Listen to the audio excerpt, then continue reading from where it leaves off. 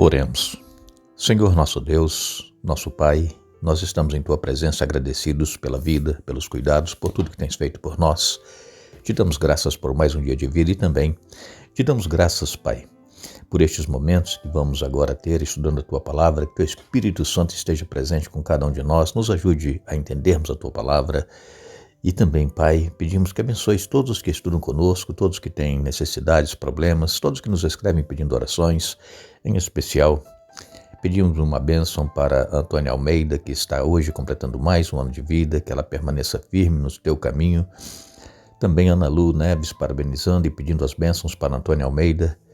Abençoes ainda Sidival e Eliana, Rosângela Maria de Luca, Rosenir Carvalho de Castro, Lucimar Storck, Lenita Malvar, Jacira Lage pede especialmente que tu abençoes sua mãe, que não está bem, Josias Rodrigues, Elaine Cordeiro de Castro, Cacilda Santos, Maria da Guia, Darli Renato Gonçalves, Valdenice Cane, Daniel José da Silva, especialmente ele pede pelo filho Maicon José, problemas de saúde. Ó Pai, tenhas misericórdia de cada um, conceda as bênçãos conforme a tua vontade, em nome de Jesus. Amém. Estamos aqui para darmos continuidade ao estudo da semana. Estamos no livro de Josué e essa semana falando sobre os herdeiros das promessas, prisioneiros da esperança. Temos visto que Deus, Ele sempre cumpre aquilo que promete, e essa promessa foi feita a Abraão quando Deus o chamou para ser pai de uma grande nação. O povo de Israel já estava agora na terra prometida, isso já depois de 400 anos, e a terra estava sendo dividida por tribos, porque era necessário que o povo de Israel tivesse uma identidade. E então, como povo de Deus, essa terra deveria ser dividida por tribos, teria que ter critérios, não era distribuir de qualquer maneira, e isso para que algumas elites dominantes não tomassem posse da terra e ficassem com toda aquela terra. Porque a terra, como nós dissemos para vocês já essa semana, era uma dádiva, era um presente de Deus para o povo. Eles não deveriam vender essa terra, eles deveriam cultivá-la, deveriam viver dessa terra, mas se porventura alguma família, algum herdeiro tivesse enfrentando problemas e tivesse que vender a terra, ele poderia depois reaver essa terra, porque era uma ordenança divina de que a terra deveria voltar ao seu legítimo dono depois, principalmente, do jubileu. Quando nós vamos lá para o livro de Números, no capítulo 34, especialmente a partir do verso 13, aqui fala a respeito da divisão das terras. Verso 13, Números 34 diz: Então Moisés disse aos israelitas: Este território é a herança que vocês repartirão entre si por sorteio. O Senhor ordenou que a terra seja dividida entre as 9 tribos e meia restantes. As famílias das tribos de Ruben e Gade e da metade da tribo de Manassés já receberam suas porções de terra, do lado leste do Jordão, do lado oposto de Jericó, na direção do nascer do sol. O Senhor disse a Moisés: O sacerdote Eleazar e Josué, filho de Num, são os homens escolhidos para repartir a terra entre o povo. Nomeiem um líder de cada tribo para ajudá-los com a tarefa da divisão. Aqui, Números 34, 13 a 18, então fala a respeito da divisão das terras. 2 tribos e meia já haviam recebido a porção da herança e as restantes 9 tribos e meia iriam então receber agora, através do sacerdote Eleazar e de Josué, o restante da terra. E quando vamos também para Levítico, capítulo 25, Levíticos 25, versos de 1 a 5, diz assim: Quando Moisés estava no Monte Sinai, o Senhor lhe disse: Dê as seguintes instruções ao povo de Israel. Quando entrarem na terra que eu lhes dou, a terra deverá observar um sábado para o Senhor a cada 7 anos. Durante 6 anos vocês semearão os campos, podarão os vinhedos e farão a colheita. Mas no 7º ano a terra terá um ano sabático de descanso absoluto. É o sábado do Senhor. Durante esse ano, não semeiem os campos, nem façam a poda dos vinhedos. Não ceifem o que crescer espontaneamente, nem colham as uvas dos vinhedos não podados. A terra terá um ano de descanso absoluto. Aqui, Levítico 25, versos de 1 a 5, vem falando do ano sabático para que as terras pudessem descansar e nada deveria ser feito na terra neste ano sabático. Durante 6 anos eles iriam trabalhar, plantar, colher, e depois, no 7º ano, eles iriam deixar tudo do jeito que estava. Não iam fazer nada, mexer em nada, para que a terra descansasse, para que depois, então, no 8º ano, ela começasse a ser trabalhada novamente para poder voltar a produzir. Deus, ele sabe, irmãos, assim como ele deixou para nós um dia na semana para nós descansarmos, para nós restaurarmos as nossas forças, assim também ele fez com a terra. Era o ano sabático, nada deveria ser plantado neste ano. Mas e aí, como é que o povo iria sobreviver? Diz-nos aqui a palavra de Deus que no 6º ano as terras iriam produzir 3 vezes mais do que o normal. Vejam como Deus é sábio. Durante o 6º ano, a terra iria produzir 3 vezes mais do que o que costumava produzir cada ano. Essas 3 vezes mais era para que eles comessem naquele ano, no 6º, para que comessem no 7º, que era o descanso da terra, e comessem no 8º, quando eles iriam trabalhar novamente a terra e produzir, e então no 9º ano eles voltariam a comer daquilo que eles plantaram no 8º ano. Deus, irmãos, ele trabalha de uma maneira que ele se preocupa com o ser humano.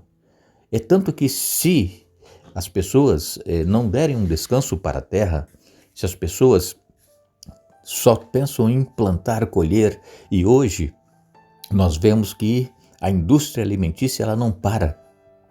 É adubo, é fertilizante, são insumos que são colocados na terra para que possa produzir cada vez mais, porque se deixar naturalmente para que a terra produza, ela não vai produzir, ela vai se cansar. Então tem que ser usado muitos insumos, muitos fertilizantes para que a terra produza sempre, constantemente, não pare de produzir. Isso faz com que as indústrias alimentícias, ganhem cada vez mais com a produção deles. Os pequenos agricultores estão desaparecendo. As grandes indústrias estão comprando todas as terras e fazendo com que elas produzam constantemente para poder alimentar as pessoas no mundo. Mas a orientação de Deus é que o 7º ano seria o ano sabático e essa terra deveria descansar. Aqueles pequenos produtores que têm a sua pequena terra, que planta para a sobrevivência, se seguir essa orientação de Deus, vão ver que Deus realmente vai fazer com que a sua terra seja mais produtiva. Agora, havia então também o ano jubileu. O que era o ano jubileu? Está aqui também em Levítico, capítulo 25, versos de 8 a 13. Nos diz aqui a palavra de Deus: contem 7 anos sabáticos, quer dizer, 7 anos sabáticos são 7 vezes 7, dá 49 anos. Então, no dia da expiação do ano seguinte, façam soar por toda a terra um toque longo e alto de trombeta. Consagrem esse ano, o 50º ano, como um ano de proclamar a liberdade por toda a terra para todos os seus habitantes. Será um ano de jubileu para vocês, no qual cada um poderá voltar à terra que pertencia a seus antepassados e regressar a seu próprio clã. O 50º ano será um jubileu para vocês. Nesse ano não semearão em campos, nem ceifarão o que crescer espontaneamente, nem colherão as uvas dos vinhedos não podados. Será um ano de jubileu para vocês e deverão mantê-lo santo. Comam o que a terra produzir espontaneamente. No ano do jubileu, cada um poderá retornar à terra que pertencia a seus antepassados. Eu até agora há pouco falei para vocês que A terra é um presente de Deus, que Deus havia dado ao povo de Israel, eles não poderiam vender, mas se por algum problema, algum motivo, alguém precisasse se desfazer da terra que ele ganhou por herança, no jubileu, 50 anos depois que ele havia vendido a terra para solucionar o seu problema, os parentes desses antepassados iriam reaver a terra, iriam voltar e possuir essa terra sem pagar nada. Então Deus sempre se preocupou com o bem-estar do ser humano. Deus, ele sempre se preocupou em fazer com que as pessoas vivam de acordo com a vontade dele, fazendo aquilo que ele requer que nós façamos, sendo obedientes aos seus ensinamentos, para que nós possamos ser bem-sucedidos. E assim acontecia no povo de Israel. Quando se passava 50 anos depois que a pessoa precisou vender a terra, ela retornaria, ou os seus parentes, que estivessem vivos, descendentes daquele que vendeu, voltaria e reaveria a terra. Nós nos lembramos aqui daquele caso de Ruth e Noemi. Elimeleque, que era esposo de Noemi, ele tinha muitas terras lá em Canaã, mas houve uma grande seca e eles precisaram ir para as terras de Moabe. E aconteceu que eles perderam a terra. Mas quando estavam lá em Moabe, depois de certo tempo, Elimeleque morreu e os 2 filhos de Noemi também morreram. Já haviam se casado, morreram, não havia descendentes, e Noemi então resolve voltar para Canaã. E Ruth volta com ela, vem com ela. E chega lá, encontram Boaz. Boaz era o parente mais próximo. E Boaz então se casa com Ruth e resgata as terras que era de Elimeleque, porque isso era uma lei entre o povo de Israel, e assim funcionava. Então, irmãos, nós precisamos dar ouvidos à voz de Deus, dar ouvidos às orientações de Deus, para que tudo vá bem conosco. Não quer dizer que nós não vamos ter lutas e problemas, sim, poderemos ter. Estamos num mundo de pecado, mas se nós confiarmos em Deus, as coisas elas irão fluir da melhor maneira possível. Aqui, em 2 Crônicas, capítulo 36, nos versos 20 e 21, nos diz: os poucos habitantes que sobreviveram foram levados para o exílio na Babilônia e se tornaram servos do rei e de seus filhos até que o reino da Pérsia conquistou o poder. Cumpriu-se desse modo a mensagem do Senhor transmitida por Jeremias. A terra finalmente desfrutou seu descanso sabático e permaneceu desolada até que se completaram os 70 anos conforme o profeta havia anunciado. Aqui falando do povo de Israel, que haviam sido levados pelos babilônios, e Jeremias havia profetizado que o cativeiro seria de 70 anos e que depois eles retornariam à terra. E assim aconteceu. Está aqui em 2 Crônicas, capítulo 36, versos 20 e 21. Deus, irmãos, ele é onisciente, ele conhece todas as coisas, ele conhece o fim desde o princípio, e se nós obedecermos e fizermos a vontade de Deus, tudo se cumprirá em nossa vida. Esse exílio lá em Babilônia, que o povo de Israel foi levado cativo, aconteceu porque o povo de Israel não seguiu aquilo que Deus havia estabelecido.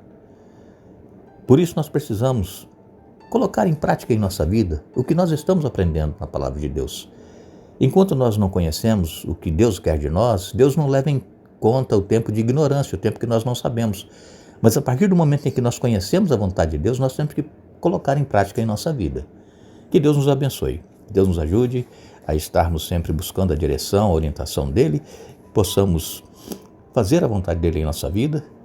E agradecemos a vocês que estiveram conosco hoje estudando a Bíblia. Retornaremos amanhã para dar sequência ao estudo desta semana. E desejamos a todos que as bênçãos de Deus sejam concedidas a cada um conforme a vontade dEle. Deus nos abençoe.